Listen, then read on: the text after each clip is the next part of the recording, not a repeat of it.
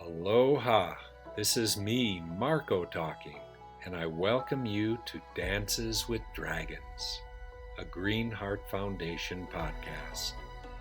In this podcast, you will hear about my real life stories and adventures, together with the exciting current projects of our Green Heart Foundation. So, sit back, relax, and get ready to listen. So I arrive at Ulla's after running through the streets of Lund, Sweden, and I recall it being nighttime, and Ulla had said she had already gotten home from dinner, and there I find my best buddy passed out on her couch and really drunk. I knew him for years and parties and drinking. This guy was out of it. And when I woke him up and he started coming to and forcing water down him, he started telling me we now had a mission and we're going to start heading north to the Midnight Sun. And the Midnight Sun is the place anywhere in the north of the Arctic Circle of our sphere called Earth, our globe. Anything north of the Arctic Circle is where during summertime they have a midnight sun, meaning at midnight the sun is blazing on the horizon, but it is in full view. Then it only starts to rise slowly as the dawn continues, and it circles around you overhead, and it never sets for, depending on how far north you are, for a few months, you're going to have virtually daylight all day and all night. And then, of course, at the winter time, they are sunken into darkness, and they watch the sun set in the late fall and watch it rise in the early spring. Northern Scandinavia, northern of the Arctic Circle, live in total darkness for weeks, if not months of a year. So that was our goal. We had very little possessions. When I tallied up the money that John Lester had left, after all these currencies that I converted, we had virtually $200 in cash. We had a Volkswagen. I had virtually no money left, but I had a boombox stereo that was very expensive, and I was prepared to sell, and we got $150. That's the amount of money we had to start an adventure, where as soon as we filled up with gas, we realized we're not going to have much money for this trip. If we calculate how many miles per gallon and blah, blah, blah, we're going to be only able to afford gas and beer. Gas was expensive, beer was cheap, and bread and cheese. And that is your pretty standard diet even to this day when you're a backpacker or a traveler, and especially in Europe where they have wonderful breads and cheeses. So we tallied up the money. We had one book with us, and it became epic that was the book we carried on that trip. One book, one big fat book, two boys that were eager to read, and that was called Lord of the Rings by J.R.R. Tolkien. It was an adventure that we were on, and this story has come back many times in my life, the Lord of the Rings and Frodo, and returning the ring to where it came from. And there is a story of a dragon crown that is part of the Bartholomew family collection, and some very deep analogies that I have returning the dragon crown to where it came from, which is the dragon kingdom of Bhutan. So we load up, say goodbye to our few friends. Paul, actually, that's right, got in the back seat, and he only had a couple days to start the adventure before his plane ticket back to San Francisco. He was from Berkeley, and so Paul was in the back seat. That's right, that was fun. And we just started driving. No maps. You couldn't figure out a map in a foreign language, and we just started aiming the car north. And it turns out that after 2 days, Paul just said, well, he woke up after the second or third night, said, I got to head back down. He was going to hitchhike. And we just left him on a roadside on the opposite side so he could get back on the main road heading south. And that was the last I saw that friend for a long time. And John and I were on our own heading north with adventure surging through our blood. I began to realize the year was 72, 73. This was probably, well, you could almost look at it. I would say looking at it, it looks like a 63, '64 Volkswagen, but beaten up. Europe, they race cars, they go so fast on the Autobahn and their highways, super highways. So we just start lollygagging our way going north, eating lots of delicious Scandinavian cheese and gorgeous bread. And of course, we had our cold beers. We made it to a small town. We were starting to head into a small town. We started realizing we had some magic going. Anything we wanted, we seemed to have manifested. Like if we thought we want a special cheese, or people would give us food, people would give us some beers, staying places. We could literally, when it was getting late in the afternoon, we were driving and we'd see a gorgeous looking farmhouse, and we'd literally drive up the driveway and knock on a door and ask if we could sleep in the garage or put our sleeping bags down and stay with them. It looked like a very friendly place to stay. And we had people taking us in. They must have thought these crazy Americans. But I spoke Swedish. And John was famous for when I'd start talking Swedish with whoever I met, and then they'd look at John and they'd go, "Kan du svenska? Can you speak Swedish also?" And John learned 4 words in Swedish. Jag kan svenska. Ja, ja, nej, nej. Yes, no, and I speak Swedish. And so it would be hilarious where I'd be talking quite fluently, and then they'd turn to John and start asking him, in Swedish, well, so var kommer du från? Är du amerikansk också? And he would just go, oh, ja, ja, ja, ja. No, nay, nay, nay. He wouldn't understand a word. And it was so this is the type of character I was saddled up with, let's say, in our faithful horse, our faithful steed, that we called it. And as we started reading Lord of the Rings, what started happening is John brought the book. He would have priority as to when he would read it, and I'd get the leftover. When he was tired of reading, that's when I'd get Lord of the Rings, and I'd pick up way back where I was left off. And he started getting so far ahead of me into the book because he'd have it for longer. And one day I just said, this isn't fair that I'm just kind of waiting while you're reading. And he takes the big book, Lord of the Rings, and he rips it in half. And he hands me the lower half of the beginning part of the book, and he keeps where he was continuing. And so we had 2 sections of Lord of the Rings. And immediately when we learned about Gandalf's horse named Shadowfax, our faithful steed, our faithful ride became Shadowfax, carrying us all through these magical adventures. And we were so proud of this car. We ended up approaching this small town called Trondheim, and it's on the west side of Norway, about a quarter, a third, almost a third to a half way up towards the midnight sun, about a halfway up. So you're from southern Scandinavia, halfway up to the land of the Arctic Circle, midnight sun, and then you'd have the other half and then a full trip back down. And we had realized, so we're driving after this farmhouse stay, and I remember we asked directions, and they said, you go down and you end our driveway and you just start, and then you cross over the bridge, and from there you just keep going and you'll find the highway number so-and-so. Well, we started driving, and I remember I was the one driving. I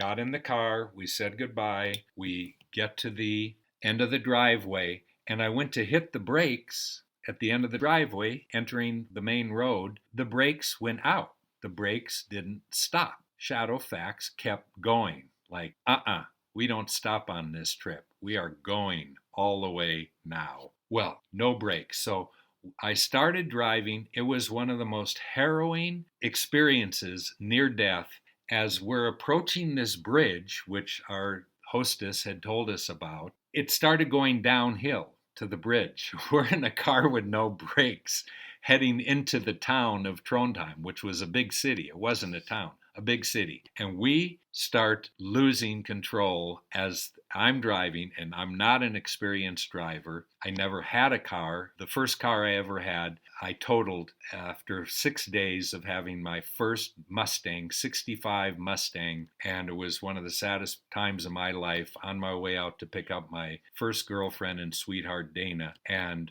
I had a head-on collision because of brakes that locked up when I went to hit the brakes, and it carred jackknife into oncoming traffic, and I had a head-on collision with a black Corvette, one of the most expensive cars on the road. That began one of my first adventures with cars and brakes and the lack of brakes. As we're going downhill accelerating to this bridge, the bridge is one lane each way, so all the cars on our side of the highway were stopped waiting for the other lane's cars to pass by. A one-lane bridge, and I'm looking at 4 or 5 cars backed up in our lane, stopped, and I'm accelerating, going 30, 35 miles an hour. There was no time to think. I immediately saw on my right the last little farmhouse driveway before you got to the bridge, and I just turned that wheel and headed into their driveway, which had kind of a little flat area where the house was perched above the river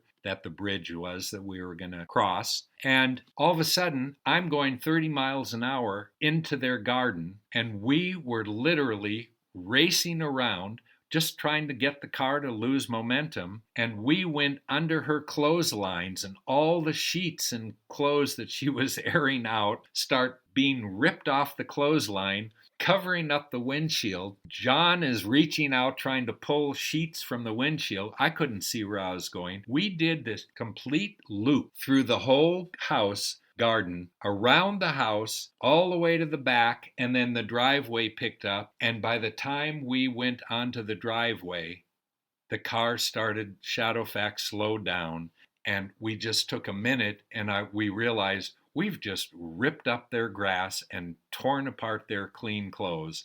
Let's get the hell out of here. So I'm at the same point looking down at the bridge, and there was a green arrow indicating our lane could go across the bridge. And I immediately turned the car with no brakes and started heading down across the bridge. And our goal was, of course, find the first garage that looked like a mechanic. Pulled in, and we said we got no brakes. And then we asked, and many Scandinavians speak English. We're in smaller towns, and this is Norway, and the Norwegians understand Swedes and the Swedish language. But our big concern was, we don't have money for expensive car repairs.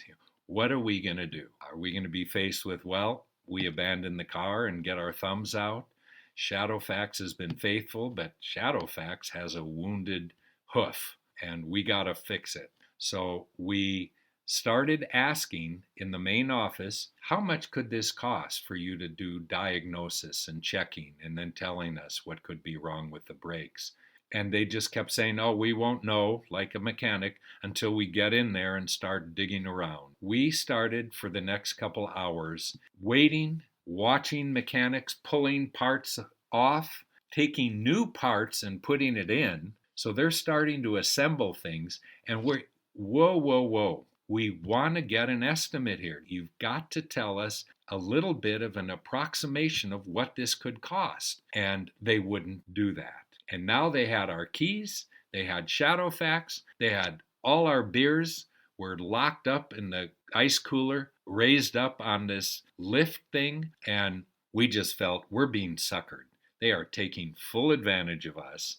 And they just assume we're going to probably have an American Express credit card, whatever, which we didn't. And what do? So the long of this story is, when they finally finished, and we knew we were being bamboozled, as the beautiful expression in Asia and India is, we were being taken to the cleaners, and it was dirty. And so they dropped down Shadowfax, they left the key in it, and they said, here's your papers, go into the office to pay. We said, well, okay, but we want to grab a quick beer. So we went into the back seat, opened up 2 beers. We're sitting there, can't understand a thing, but Norwegian crowns are different and weaker currency than Swedish crowns. But I'm seeing a lot of zeros, and I'm starting to translate in my mind that this is going to be costing lots of hundreds of dollars from some of the numbers at the bottom of the invoice. And I'm looking at John, and we're just going, what are we going to do? And, well, what do you think 2 crazy Americans are going to do when they realize they've been cheated and that it's been very unfair that they didn't give us any indication what we were going to have to pay. And we're sitting there drinking our cold beers, and two of us looked at each other, and John, being the better driver, we just said, let's go. And we just turned that engine over and took Shadowfax and drove her right out driveway of the garage, made a right, and just started aiming north. And that was our first illegal activity, let's say, in my life, that I really felt, well, we have done the dine and dash before, and many of you may not know what that is, but when you're wild and crazy and young and you don't have a lot of money, you can go to establishments, enjoy a lovely meal, and then sneak out a door or a back door. And we have been known to do that in our high school days and early college days. So dine and dash, well, we did the repair and dash. Off we went. And Trondheim was a city that we just were all of a sudden through, and we started seeing signs saying Sweden, Sverige is how the Sweden is called. And we started seeing signs for Sweden. And then we're trying to look at a map and figure out, well, what do we do? And so let's go to Sweden. Maybe they're going to put police reports out, likely, in Norway. Let's escape to Sweden. They can't get us in Sweden. So, and that's my country. That's where I speak Swedish. So we start driving, John driving like a bat out of hell, literally. And we're on our way to Sweden. And the highway just starts turning rural, agricultural, and then just farmhouses. And we're watching signs saying Sweden, the border, 18 kilometers, 14 kilometers. But we're getting more and more into the middle of nowhere. Like there weren't even housing establishments. And we thought, oh my God, well, what are the chances they've already put a bulletin out for the immigration border patrol people, the police?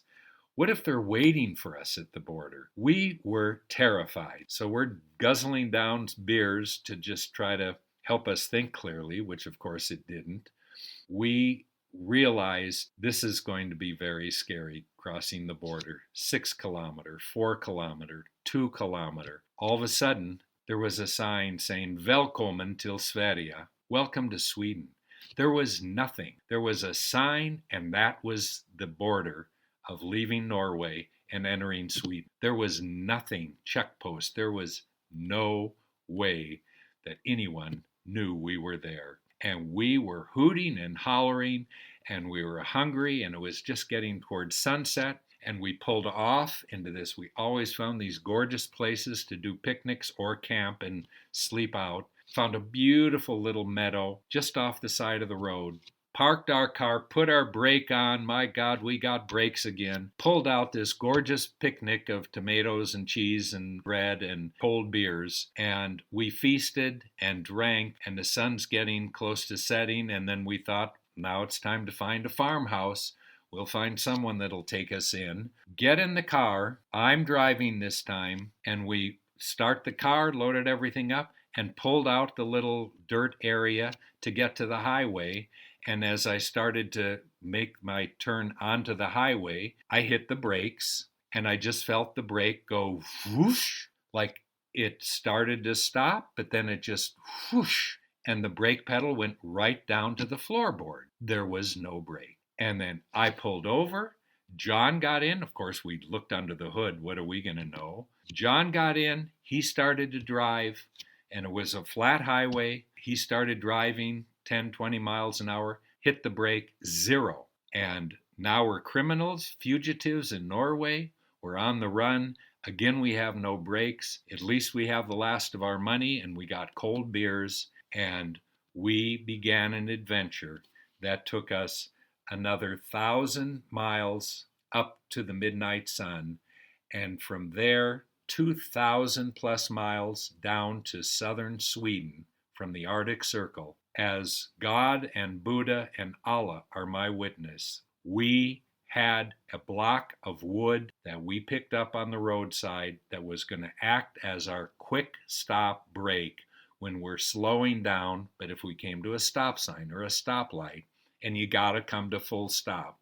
More times than ever, the passenger had to open the door jump out to start to hold and slow down Shadowfax. When we'd attempt to use the brake, when it was just kind of rolling a little bit forward, and we'd take the brake, the piece of wood, the passenger, and I remember the first times we started doing it, and it would kind of hit where the wheel touches the pavement and just pop the thing right out into the sidewalk, into the side of the road. It didn't work, but it did at times, and of course it stopped it from rolling with no emergency brake. That was our brake to hold it in place when we wanted to park somewhere. And so the photo that I have on my wall shows these two lanky looking boys holding a wood block with Shadowfax. In our background, license plate G44137 and our beautiful white Shadowfax. We celebrated right there in front of where Paul, my buddy Paul's building, we were able to stay in his room and made a trip successfully with no brakes, and I can see my writing on the back from 1973. It's our adventure to the midnight sun, and we called it Brakeless and Fearless. Brakeless and Fearless. That was my first big adventure with a buddy. There we have a story that began one of many adventures around the world where I simply wanted to get off the road, go where there was no road, off the beaten path, go where there was no path, and push ourselves and myself to the limits. Today it's radical sports that people do the craziest of things in sports, jumping off cliffs, free falling, and rock climbing solo. I found my way of getting my kicks on Route 66, which 66 is my lucky number, but a very famous song called Route 66. And I always found in my travels that adrenaline buzz, that high from the adventure, that pushing oneself to the limit and beyond became a theme in many more of the stories to come that I hope you'll stay tuned and continue listening to, because this is all part of my Dances with Dragons. Thank you for listening. Thank you for listening to Dances with Dragons. I hope you all enjoyed my stories of the adventures of a modern-day MarkO Polo. Join us next week to listen to more exciting real-life stories. If you enjoyed our podcast, please leave us a review and share it with others. To learn more about us, please visit our website at greenheartfoundation.org and follow our social media accounts. See you next week.